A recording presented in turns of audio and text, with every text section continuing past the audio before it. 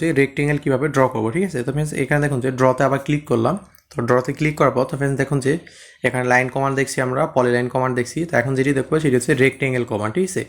তো rectangle draw করার জন্য তো ফ্রেন্ডস এখান থেকে যদি আপনি কী করবেন, যে রেক্টেঙ্গেল যদি ক্লিক করেন তো ফ্রেন্ডস এখানে দেখুন যে ড্র রেক্টেঙ্গেল। তো আমাদের দেখুন যে এখানে কমান্ড উইন্ডোতে দেখাচ্ছে। তো আমরা যদি এখন রেক্টেঙ্গেল ড্র করতে যাই তো প্রথমে ফার্স্ট পয়েন্ট ক্লিক করব।